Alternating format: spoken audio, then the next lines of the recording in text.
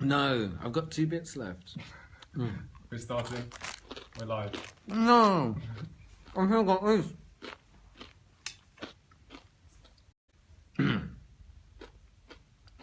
My name is Kenny Mammarella-D'Cruz. And I love these things, but I should put it aside and not talk with my mouth that's full, so sorry about that. So, I'm going to talk to you about men's group type stuff. And behind my phone in this glorious venue is Bertie. And Bertie's going to be checking out Facebook stuff, people are asking questions and what they're saying, and ask me the questions and, you know, tamper with buttons and stuff. So, men's groups. 3 really exciting things that are happening with the men's groups. I started the MenSpeak men's groups about 15 years ago. Basically, when I came back to the UK after being abroad for like 4 or 5 years, I lived in Australia and Fiji, and I travelled and this and that, and I came back, and my friends weren't the company they used to be. They got into their power games and their career games and their drink and drugs and girls and sex addiction, love addiction, money addiction, fame addiction. They were just not around to hang out with properly. And all the raves and everything are fine, but I needed more than that. So it was between 12 and 18 people, blokes, in my lounge. I lived in Mosswell Hill. I've been running mixed groups in Sydney. And they were great, they were wonderful. And I came back to the UK and I said, well, I've never been to a men's group. I don't know what a men's group is, but we are going to start a men's group. And the bottom line is I need to meet you at some depth because I need to be met there. It's like, that's where I am. It's not about all the other razzmatazz stuff. That's good. I needed depth.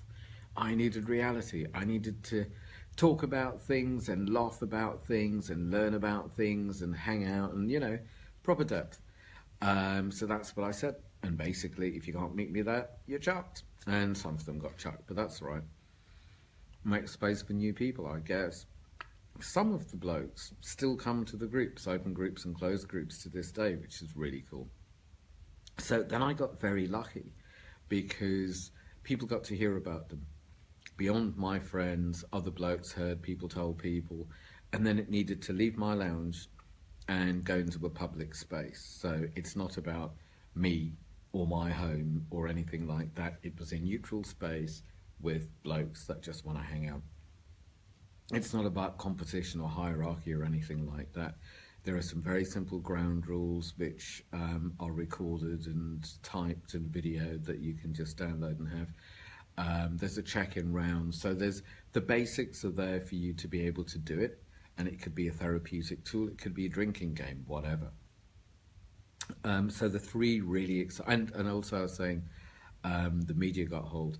So Newsweek, I knew they were writing an article, there was a cover story article about men and mental health. And I thought, great, I'm going to be in Newsweek. That's like grown-up stuff. It's not your, you know, overly spiritual or overly this or that. It's proper, beyond local press, respectable stuff. So, good little article, but they wrote a chapter in a book, and they called, about my work with men in the men's groups, they called me the Man Whisperer. How cool is that? So, and then I think it was 2-3 months ago, there was the Sunday Times, there was stuff on Channel 4 and BBC 3 and Huffington, and you know, I've done really well. Carol Ann Rice in the Daily Express called me coach, consultant, and guru of all things, man. Like, would I go around calling myself any of these things? I don't think so, but very cool that it's all happening. And the 3 exciting things for me, number 1 is on the 8th of September, the first Saturday of September, I'm running my first full day workshop on how to run a men's group. And it's for men and women, because women take care of men as well. Women raise men, women work with men in therapy. all sorts of places.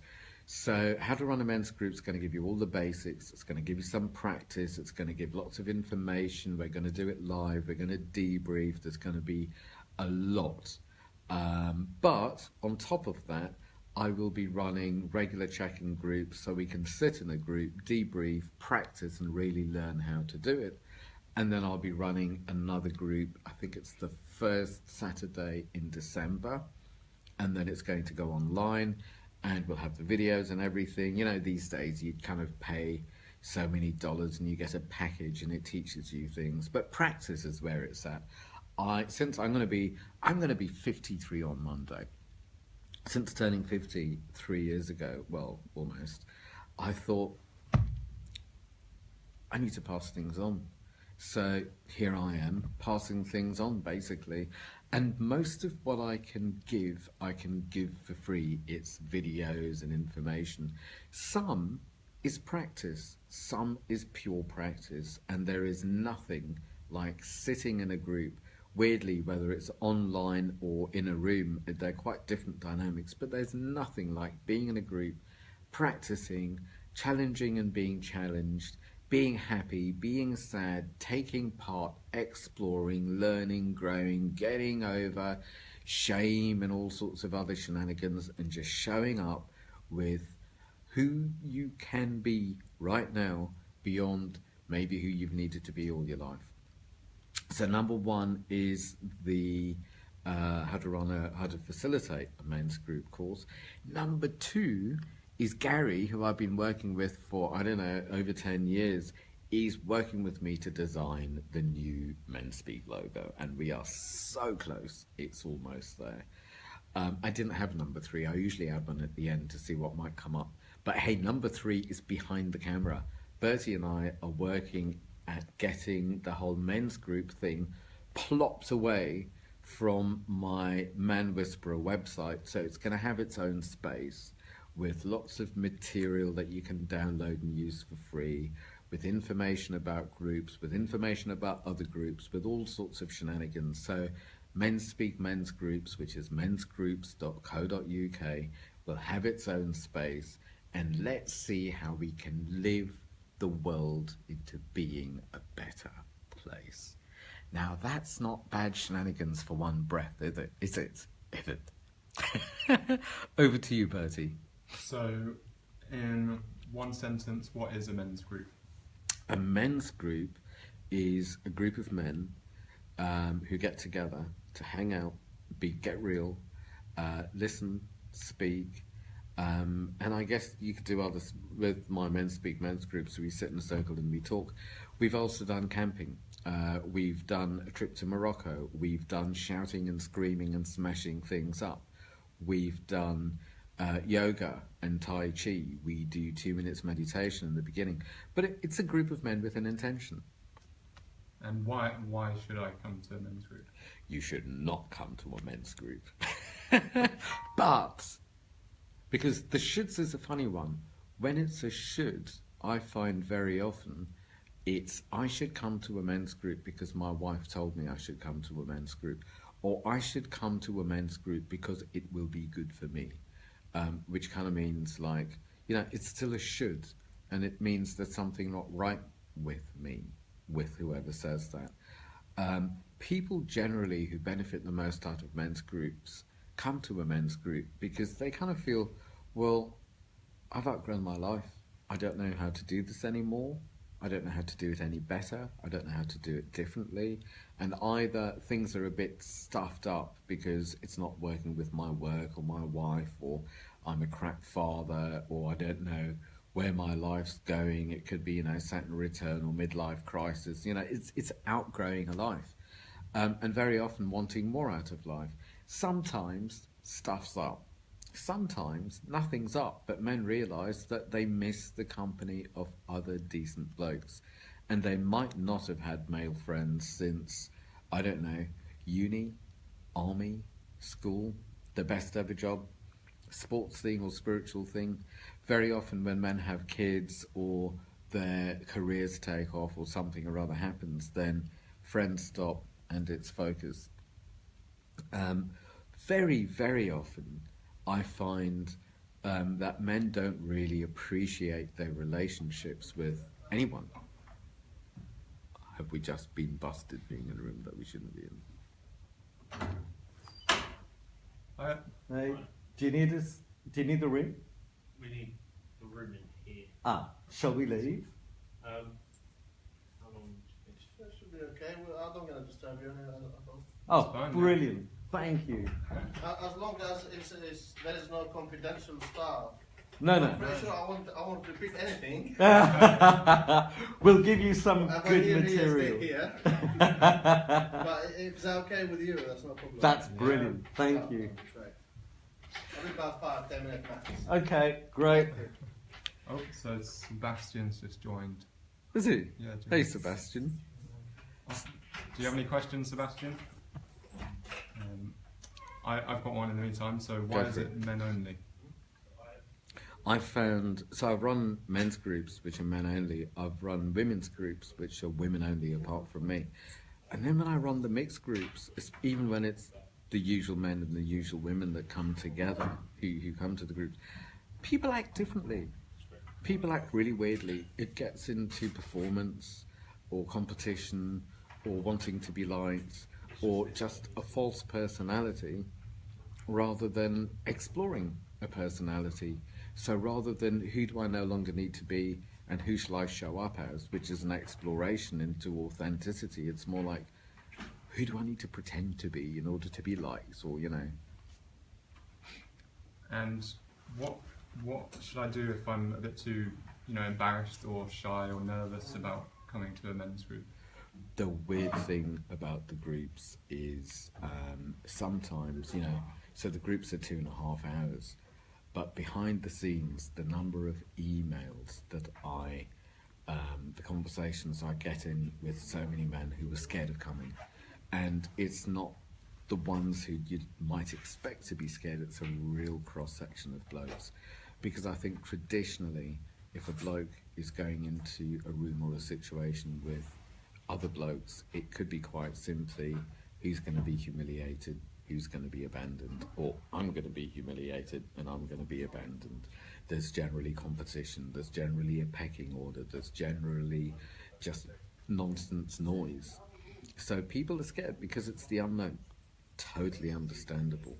What I let people do is, if they want to check out other people's experiences, then they can click on through, if you go to mensgroups.co.uk, see who went to the last few groups and click on and communicate with them and say, what was it like? And this is what I'm scared of, and how was it for you? Another thing you can do is under the manwhisperer.co.uk, under blogs, there is a blog called Why I Asked the Newsweek journalist about the last time he ejaculated. So that is basically all the thinking behind the questions that we ask in the group, and this guy's experience in a group, in a men's group, and what it's all about. So there's nothing to hide. It's not like some of these secret societies. Anything you need to know is either online, or you can ask me, or you can ask anyone else. But fear of the unknown, I would say most men that come to the groups is because they want to live into the unknown and they've outgrown the same old. And you talked about the training. So why would I? Who should come to the training? Like learn how to facilitate a men's group. For me, I love that I can pass on the tools and the techniques and the structure. That's so simple. But I am not retired or gay or Jewish or disabled, or, what I would love is for people to be able to pick up the tools, give it their own flavour and take it into their own community and just spread it. It's not just about, we sit in a group and we behave in a certain way. It's life tools. It's communication tools. So for people to be able to take these tools into their communities and pass it on, that would be a dream come true for me. The people who are coming to the groups, there are some people who, a couple of blokes well, I think 3 or 4 blokes who want to run their own groups. I think one already is. There are a couple of people. I think there are at least one woman, a journalist, someone who's studying to be a therapist. All sorts of people. I would love for these to be therapeutic tools for therapists, coaching tools for coaches, playtime, hanging out tools for people with social issues, or for people who might need a different way of relating to other people, even at work or in their communities. So ideally for me, people who want to run groups and work with people, professionally or not. On top of that, people who wish to enhance their lives and spread the goodness. What's like the most common reason people come to groups? Most blokes come to groups when they are in their late 20s, early 30s, which they call Saturn return, which is kind of the first time that a lot of blokes think, well, I've outgrown the old life, I've outgrown my friends, I need to find a girlfriend or settle or have kids or something, I need to take my career seriously or find a career, or, you know, just start being my own person. So Saturn return, late 20s, early 30s, very often. Midlife crisis, which could be any time during 40s, 50s, is another time that a lot of men show up, which is generally when they do the, I have got everything crossed off my list that I wanted, the kids are educated, the house is paid for, my career's fine, my retirement's settled, everyone's healthy, blah, blah, blah, but I haven't got a life, I don't know who I am, I don't know why I'm here, I've wasted my life, I'm depressed, I haven't existed, etc., etc. There's a big batch of blokes who come after reading books, especially, I'd say the most popular one at the moment is No More Mr. Nice Guy by a guy called Robert Glover. I'm going to be reading that book and recording it because I may as well. And also commenting as I go along, because I used to be a really nice guy, I used to be a mummy's boy, I used to be a lot more feminine, and then I kind of let go of that and included the masculine, and now I feel like I've got choice. No More Mr. Nice Guy. Manhood by Stephen Biddulph's another one. What's that guy's name? David Dado, The Wave to Superior Man. What's that one that everyone reads with Robert Bly? Robert Bly, that's the one. Iron John. Iron John. I've got a Michael Meade book. So, you know, people read books, people realise there's something up. It's so easy these days, especially for blokes who are very good at clicking and finding solutions to problems. There are online books and recordings and trainings and everything else. And with a lot of people, they realise that they need good community, they need to belong, they need to change, they need inspiration, they need new people around. And I do believe that people generally turn into products of their environments, in which case it's our responsibility to create a good environment to be a product of, and to have the skills to be able to communicate, know when to leave and how to grow a good life. I don't remember the question, did I answer it? I think so, yeah. I guess some people might be worried that it's kind of like a heavy therapy group where it's all like, you know, like a 12-step. Doom and gloom and find a good story, and Yeah. if I have a really heavy story, I'll get really popular and everyone will want to have coffee with me. There are some groups, some very successful and very, very good groups that run across the world where it's saved a lot of lives. They've saved a lot of lives.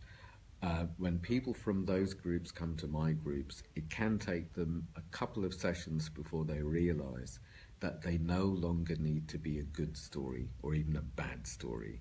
It's not about the story.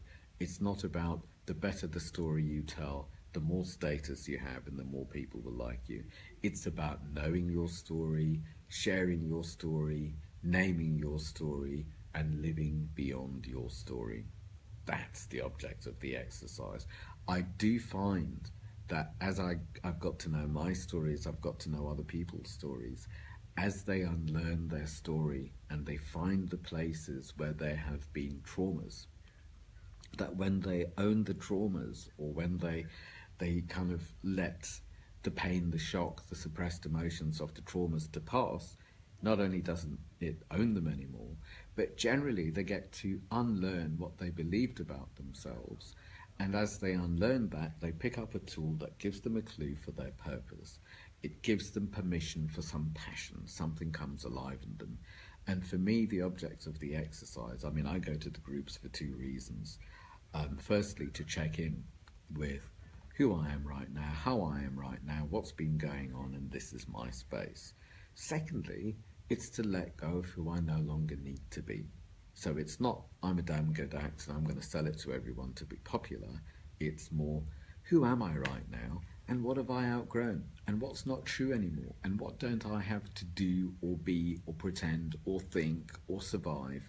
So for me, it's all about going from survival into living, into thriving, from unconscious with a lack of choice to conscious with lots of creative choice.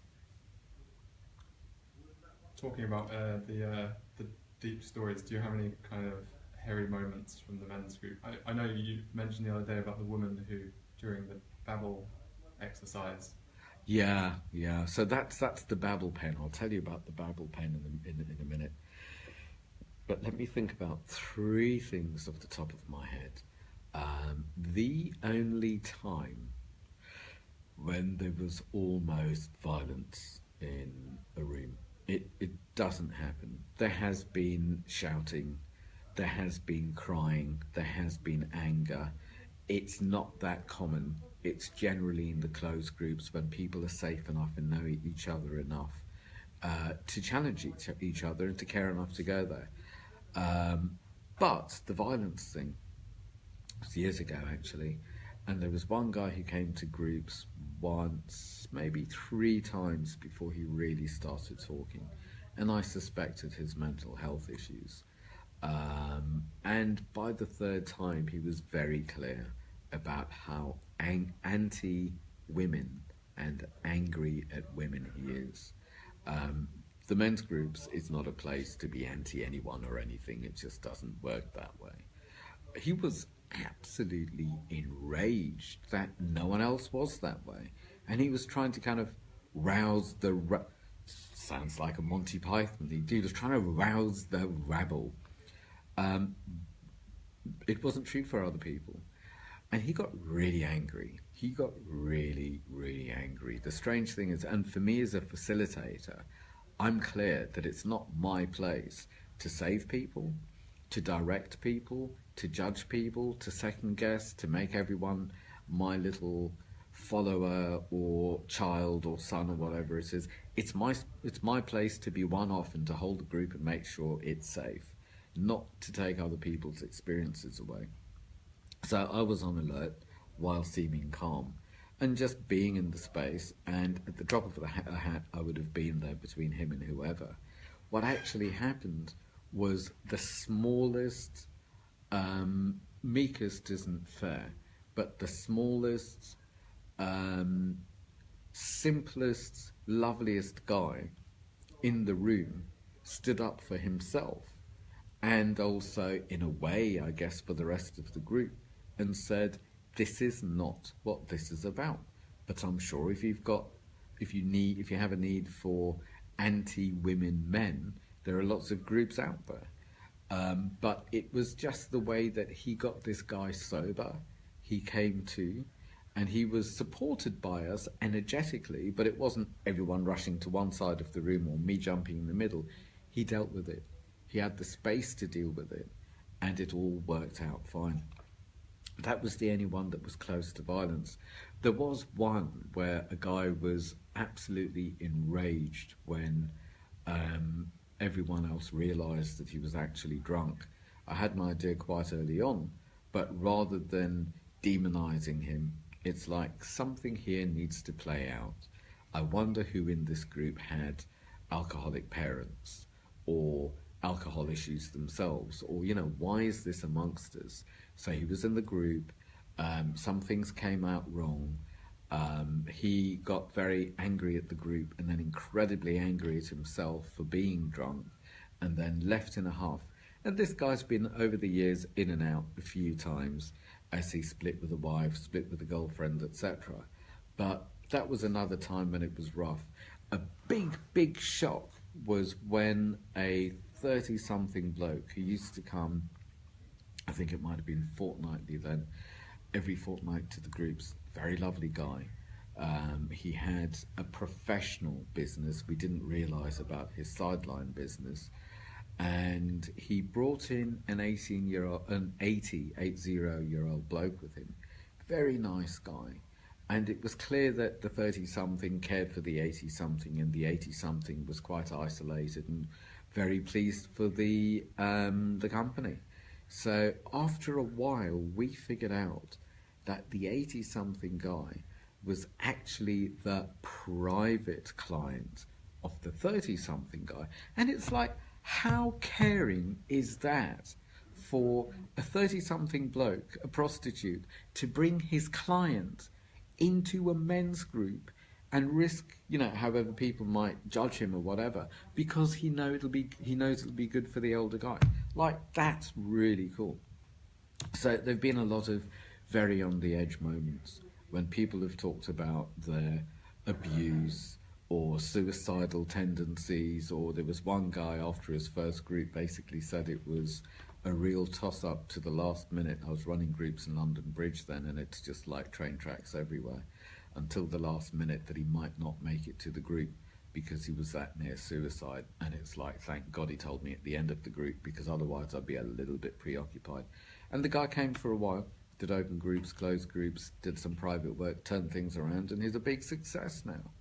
So, have I given you enough stories? I think so, yeah. I think we should wrap it up. Okay, I guess one last thing, because those all feel quite extreme and all over the place. The blokes that generally come to the groups, it is between 18 and death. I don't often get teenagers. I do get a reasonable amount of 20s. I guess it's more 30s, 40s, 50s these days, and then comes the 60s, 70s. So it's that middle lot, but everyone's welcome. It's great to have the older guys there. It's great to have the younger guys there. And it's not about age or sexuality or class or money or how big your wallet is or how tall you are. It's about the stage that you're at, being able to be present and connected with yourself and with the others, and share and laugh and grow. And that's it. So come hang out. And check out mensgroups.co.uk. Very soon, the sexy new logo is going to be up and all sorts of other shenanigans. So there you go.